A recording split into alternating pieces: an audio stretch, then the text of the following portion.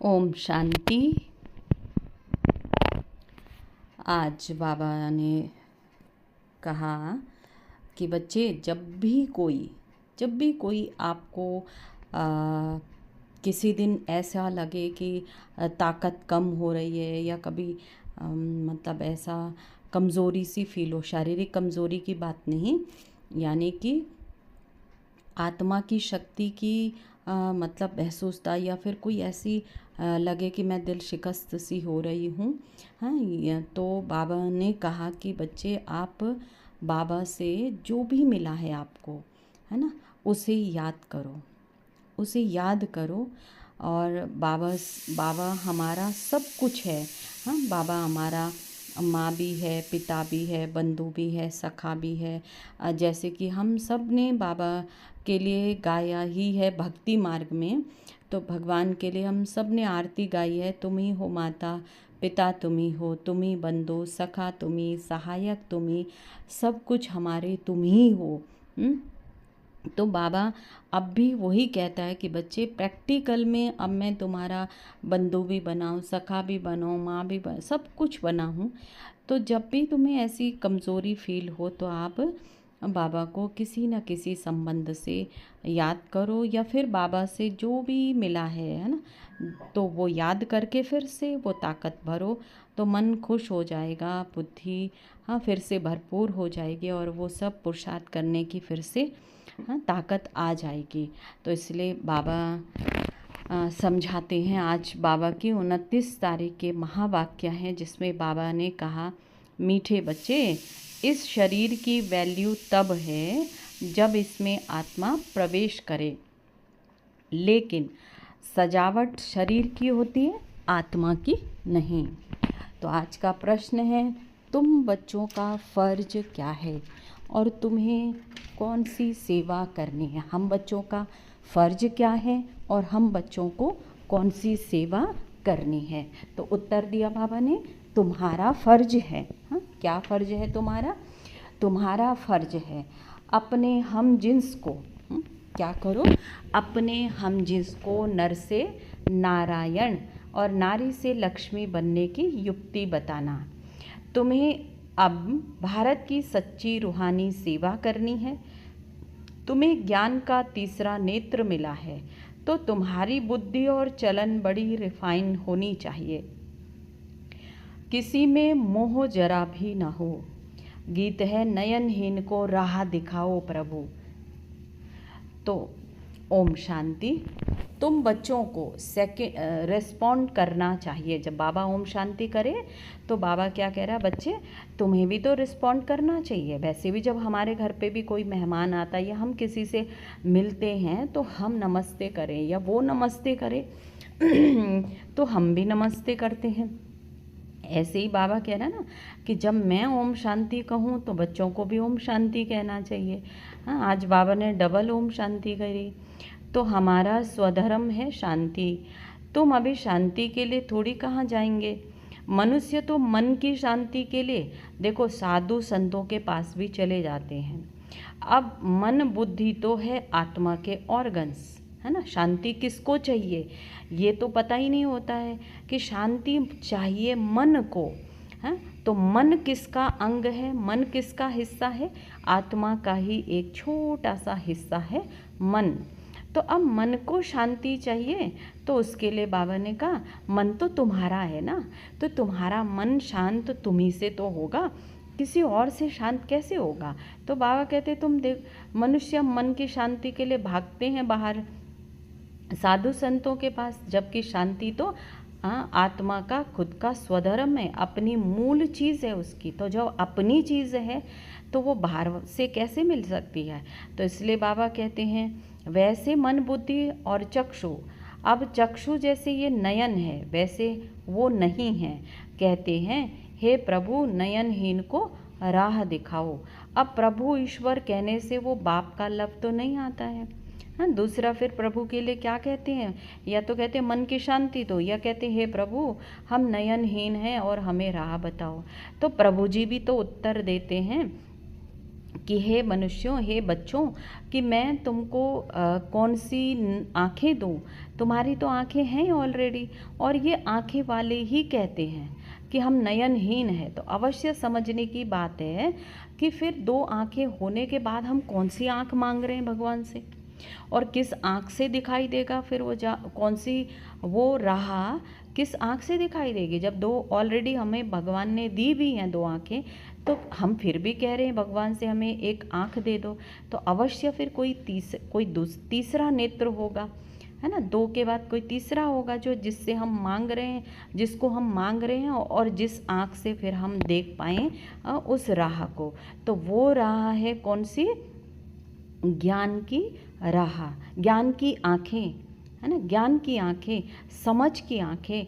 तो भगवान ने कहा है कि वो तीसरा नेत्र कि तुम आत्मा हो। पहली समझ तो यही जगानी है कि हम आत्मा हैं, आत्मा हैं तो वो सही राह पर चलेगी समझ।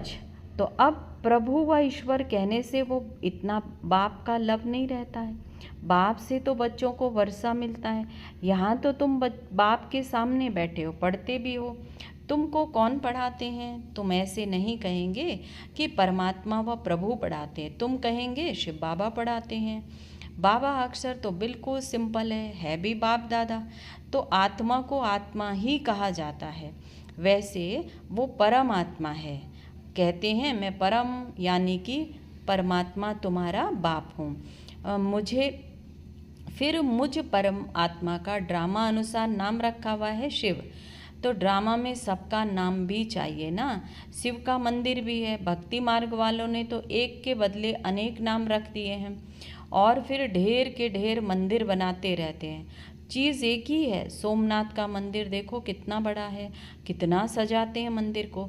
महलों आदि की भी देखो कितनी सजावट करते हैं। आत्मा की तो कोई सजावट है ही नहीं। तो परम आत्मा की भी सजावट नहीं है, वो तो बिंदी है ना। जैसे बाबा कह रहे हैं ना, आत्मा की तो कोई सजावट नहीं, शरीर की सजावट होती है ना। सजाते मेकअप तो ज्वेलरी पहनाते हैं तो शरीर को पहनाते हैं, जबकि शरीर जड़ है और इसके अंदर चैतन्य शक्ति आत्मा बैठी है, लेकिन आत्मा को तो मेकअप करते ही नहीं, आत्मा को तो सजाते ही नहीं। ऐसे ही बाबा कह रहा है कि मंदिर को सजाते हैं, मेरे को थोड़ी सजाते हैं, भगवान को थोड़ी।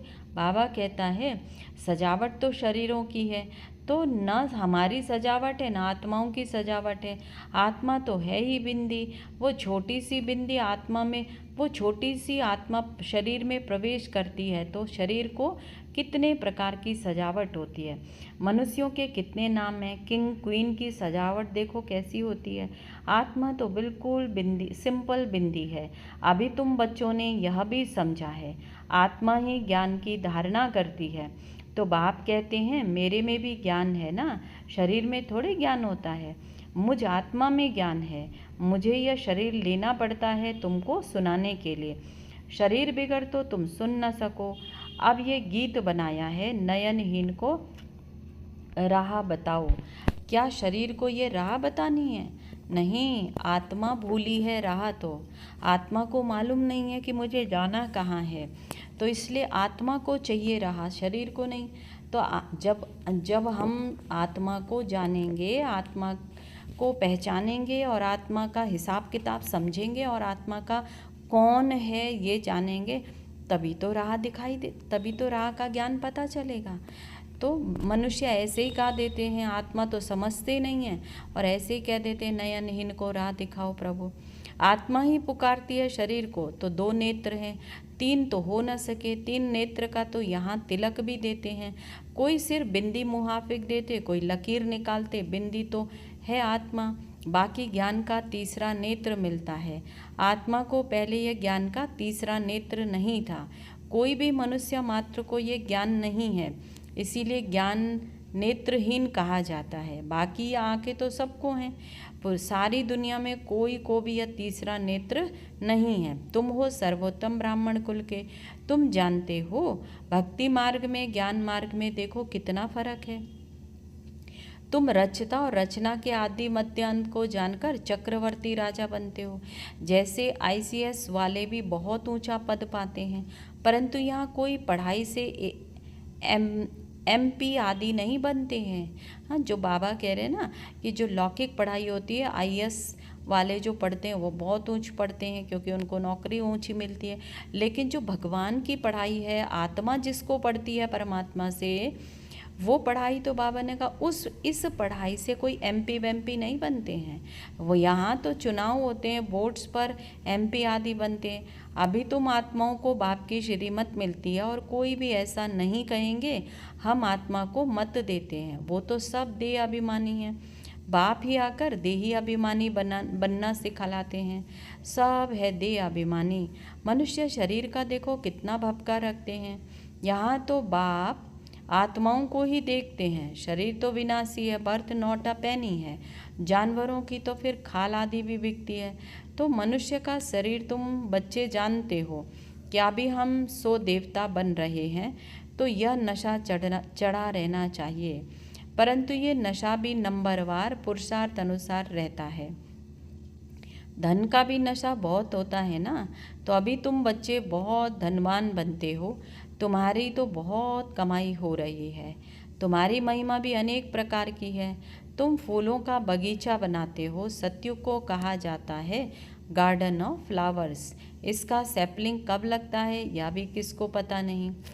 तुमको अब बाप समझाते हैं, बुलाते भी हैं, हे बागवान आओ। उनको माली नहीं कहेंगे। माली तुम बच्चे हो जो सेंटर संभालते हो। माली तो अनेक प्रकार के होते हैं, बागवान तो एक ही है। मुगल गार्डन के माली को पगार भी देखो कितना मिलता होगा। बगीचा ऐसा सुंदर बनाते जो सब देखने आते हैं। मुगल लोग कितने शौकीन होते थे, उनकी स्त्री मरी तो ताजमहल बनाया, उनका नाम चला आता है। कितने अच्छे अच्छे यादगार बनाए हैं। तो बाप भी समझाते मनुष्यों की कितनी महिमा होती है। मनुष्य तो मनुष्य ही हैं। लड़ाई में भी ढेर के ढेर मनुष्य मरते हैं, फिर क्या करते हैं?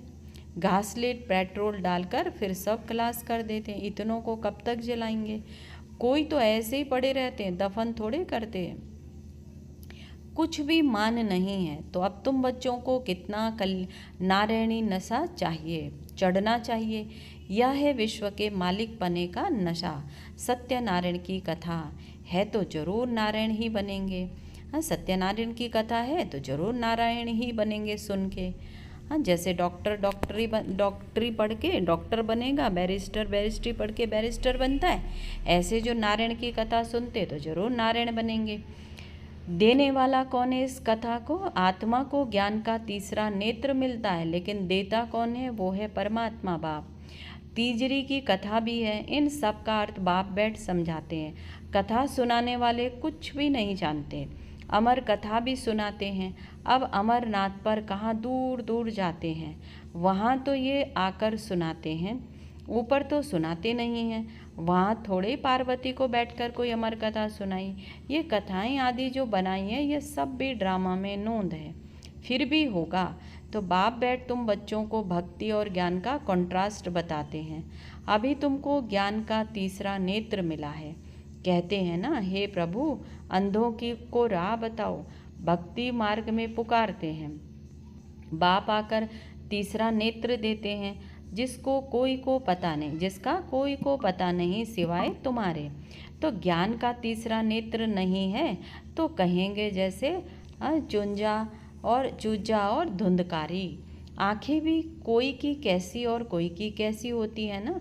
कोई की बहुत शोभावान आंखें होती है, फिर उस पर इनाम भी मिलता है, फिर नाम रखते मिस इंडिया, मिस फलानी। तुम बच्चों को तो अब बाप क्या से क्या बनाते हैं। हाँ, वहाँ तो नेचुरल ब्यूटी रहती है। जब सत्युग आएगा हर आत्मा नेचुरल कुदरती खूबसूरत होगी। श्री कृष्ण की इतनी महिमा क्यों है? क्योंकि सबसे जास्ती ब्यूटीफुल बनते हैं, नंबर 1 में कर्मातीत अवस्था को पाते हैं, इसीलिए नंबर 1 में गायन है। या भी बाप बैठ समझाते हैं। तो बाप बार बार कहते हैं, बच्चे मन मना भव। हे आत्माएं अपने बाप को याद करो। बच्चों में भी नंबर वार तो है ना। लौकिक बाप को भी समझो 5 बच्चे हैं, उनमें जो बहुत सयाना होगा उनको नंबर 1 रखेंगे। माला का दाना हुआ ना, कहेंगे यह दूसरा नंबर है, यह तीसरा नंबर है, एक जैसे कभी नहीं होते। तो बाप का प्यार भी नंबरवार होता है। वो है हद की बात, ये है बेहद की बात। जिन बच्चों को ज्ञान का तीसरा नेत्र मिला है उनकी बुद्धि और चलन बड़ी रिफाइन होती है। एक किंग ऑफ फ्लावर होता है तो यह ब्रह्मा और सरस्वती किंग क्वीन फ्लावर ठहरे। ज्ञान और याद दोनों में तीखे हैं। तुम जानते हो हम देवता बनते हैं, मुख्य 8 रत्न बनते हैं। तो पहले पहले है फूल, फिर युगल दाना, ब्रह्मा सरस्वती माला सिमरते हैं ना। वास्तव में तुम्हारा पूजन नहीं सिमरण है। तुम्हारे ऊपर तो फूल नहीं चढ़ सकते। फूल तब चढ़े जब शरीर भी पवित्र हो। यहाँ कोई का भी शरीर पवित्र नहीं है। कलयुग में सब विष से पैदा होते हैं, इसीलिए तो विकारी कहा जाता है। इन लक्ष्मी नारायण को कहते ही है संपूर्ण निर्विकारी। बच्चे तो पैदा होते होंगे ना, ऐसे तो नहीं कोई ट्यूब से बच्चा पैदा हो जाएगा। ये भी सब समझने की बातें हैं। तुम बच्चों को यहाँ 7 रोज भट्टी में बिठाया जाता है। भट्टी में ईंटें कोई तो पूरी पक जाती हैं, कोई कच्ची रह जाती हैं।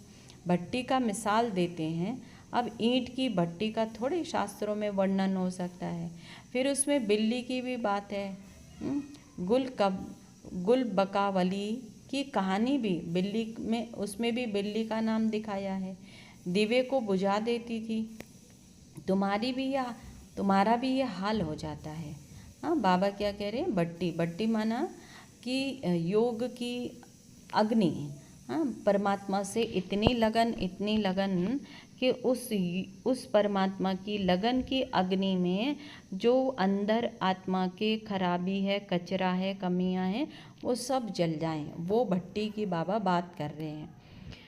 तो बाबा कहते हैं तुम्हारा भी यह हाल होता है। माया बिल्ली बिगड़ डाल देती है, तुम्हारी अवस्था को ही गिरा देती है। देह अभिमान है पहला नंबर, फिर और विकार आते हैं। मोह भी बहुत होता है। बच्ची कहे मैं भारत को स्वर्ग बनाने की रूहानी सेवा करूंगी। मोहवश माँ बाप कहते हैं हम तो अलाउ नहीं करेंगे। यह भी कितना मोह है। तुम्हें मोह की बिल्ली या बिल्ला नहीं बनना है। तुम्हारी तो एम ऑब्जेक्ट ही यह है। बाबा आकर मनुष्य से देवता, नर से नारायण बनाते हैं। तुम्हारा भी फर्ज है अपने हमजिन्स की सेवा करना, भारत की सर्विस करना। तो तुम जानते हो हम क्या थे और क्या बन गए हैं। अब फिर पुरुषार्थ करो राजाओं का राजा बनने के लिए। तुम जानते हो हम अपना राज्य स्थापन करते हैं, कोई तकलीफ की बात नहीं। विनाश के लिए भी ड्रामा में युक्ति रची है। आगे भी मूसलों से लड़ाई लगी थी, यानी मिसाइल्स की लड़ाई लगी थी। जब पूरी तैयारी हो जाएगी, सब फूल बन जाएंगे, तब विनाश होगा। हाँ, यानी कि जब सब आत्माएं पवित्र बन जाएंगी, जो आत्माएं हाँ नया कार्य शुरू करने के लिए, तो बाबा ने कहा फिर सब विनाश होगा। कोई किंग ऑफ फ्लावर हैं, कोई गुलाब हैं, कोई मोतियां हैं। हर एक अपने को अच्छी रीति समझ सकते हैं। हम अक हैं या फूल हैं। बहुत हैं जिनको ज्ञान की कुछ धारणा नहीं होती है। नंबरवार तो बनेंगे ना, या तो बिल्कुल हाईएस्ट या तो बिल्कुल लोएस्ट। राजधानी तो यहीं बनती है। शास्त्रों में तो दिखाया है पांडव गल मरे, फिर क्या हुआ कुछ भी पता नहीं। कथाएं तो बहुत बनाई हैं, ऐसी कोई बात नहीं। अभी तुम बच्चे कितना स्वच्छ बुद्धि बनते हो। बाबा तुमको बहुत प्रकार से समझाते रहते हैं। कितना समझाते हैं, सिर्फ बाप को और वर्षे को याद करना है। बाबा कितना समझाता है, कितना समझाता है। हे आत्मा, परमात्मा को याद करो, और परमात्मा को याद करने से जो आत्मा में शक्ति भरेगी, उस शक्ति से जो पाप हैं, विकर्म है, बोझ है, भारीपन है, वो सब खत्म होगा। और फिर बाबा कहते हैं परमात्मा के सुख और शांति, आनंद, प्रेम जो हर आत्मा की एक भूख है, वो वर्षा परमात्मा से फिर मिलेगा। तो बाप कहते हैं मैं ही पतित पावन हूँ। तुम्हारी आत्मा और शरीर तो दोनों पतित हैं। अब पावन बनना है। पवित्र आत्मा बनती है तो शरीर भी पवित्र बनता है। अभी तुमको बहुत मेहनत करनी है। तो बाप कहते हैं बच्चे बहुत कमज़ोर हैं, याद भूल जाती है। किस में कमज़ोर हैं, घड़ी घड़ी बाबा को याद करना भूल जाते हैं। तो बाबा खुद अपना अनुभव बताते हैं। मैं भोजन पर याद करता हूँ, ब्रह्मा बाबा कह रहे हैं, जब मैं भोजन पर याद करता हूँ, शिव बाबा हमको खिलाते हैं, फिर भी भूल जाते हैं। फिर स्मृति में आता है तुम्हारे में भी नंबरवार पुरुषार्थ अनुसार है। कोई तो बंधन मुक्त होते हुए भी फिर फंसे रहते हैं। धर्म के भी बच्चे बना देते हैं, अपने बच्चे नहीं हैं लेकिन किसी किसी को धर्म का बच्चा बना लेते हैं, फिर उसी बच्चे में फंसे पड़े रहते हैं। फिर उसी बच्चे के लिए भगवान की सेवा हुआ सब छोड़ देते हैं। हाँ, फिर भगवान का के लिए कोई याद करने, क्योंकि उसके लिए भी कुछ करना है, सोचना है, बनाना है, करना है, उसका ध्यान रखना है। भाई बच्चा लिया है गोद, तो इसलिए बाबा कहते हैं अभी तुम बच्चों को ज्ञान का तीसरा नेत्र देने वाला बाप मिला हुआ है। उनको फिर नाम दिया है तीजरी की कथा, अर्थात तीसरा नेत्र मिलने की कथा। अब तुम नास्तिक से आस्तिक बनते हो। बच्चे जानते हैं बाप तो बिंदी है, ज्ञान का सागर है, वो तो कह देते हैं नाम रूप से न्यारा है।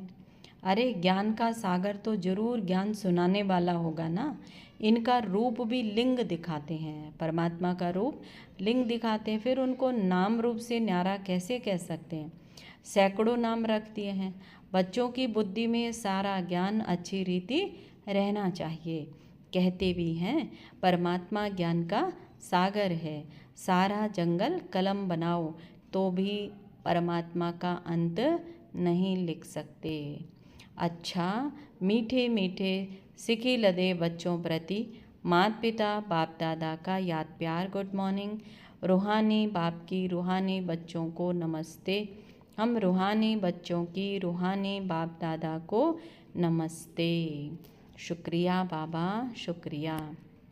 धारणा के लिए मुख्य सार है नंबर 1 पॉइंट, अभी हम बाप द्वारा बर्थ बाउंड बने हैं, हम सो देवता बनने वाले हैं, इसी नारायणी नशे में रहना है। बंधन मुक्त बन सेवा करनी है, बंधनों में फंसना नहीं है। दूसरा पॉइंट है ज्ञान योग में तीखे बन, माता पिता समान किंग ऑफ फ्लावर बनना है और अपने हमजिन्स की भी सेवा करनी है। आज का वरदान है अपने सर्व खजानों को अन्य आत्माओं की सेवा में लगाकर सहयोगी बनने वाले सहज योगी भव। सहज योगी बनने का साधन है सदा अपने को संकल्प द्वारा, वाणी द्वारा और हर कार्य द्वारा विश्व की सर्व आत्माओं के प्रति सेवाधारी समझ सेवा में ही सब कुछ लगाना। जो भी ब्राह्मण जीवन में शक्तियों का, गुणों का, ज्ञान का व श्रेष्ठ कमाई के समय का खजाना बाप द्वारा प्राप्त हुआ है वह सेवा में लगाओ, अर्थात सहयोगी बनो तो सहज योगी बन ही जाएंगे। लेकिन सहयोगी वही बन सकते हैं जो संपन्न हैं। सहयोगी बनना अर्थात महादानी बनना। स्लोगन है बेहद के वैरागी बनो तो आकर्षण के सब संस्कार खत्म हो जाएंगे। अच्छा, आज का व्यक्त इशारा है जैसे अपने स्थूल कार्य के प्रोग्राम को दिनचर्या प्रमाण सेट करते हो, ऐसे अपनी मनसा समर्थ स्थिति का प्रोग्राम सेट करो तो संकल्प शक्ति जमा होती जाएगी। अपने मन को समर्थ संकल्पों में बिजी रखेंगे तो मन को अपसेट होने का समय ही नहीं मिलेगा। मन सदा सेट अर्थात एकाग्र है तो स्वतः अच्छे वाइब्रेशन फैलते हैं और फिर सेवा होती है। तो आज बाबा क्या कह रहे हैं, अपने मन का प्रोग्राम बनाओ, उसकी सेटिंग करो और फिर उसके अच्छे अच्छे संकल्प भरो उसके अंदर और फिर उनको एकाग्र हो करके माना उनको सेट करो कि मैं काम करते हुए ये करते हुए जब भी है तो मैं अच्छे अच्छे संकल्प चलाऊंगी और उससे जो है अगर मन को सेट कर दिया है, किसी अच्छे अच्छे थॉट में सेट कर दिया, यहाँ पे ऐसा अच्छा थॉट, तो बाबा ने कहा वहाँ आपके वाइब्रेशन ऐसी एकाग्रता से, फिर मन की एकाग्रता से वाइब्रेशन भी अच्छे फैलेंगे और सेवा भी अच्छी होगी। अच्छा, ओम शांति।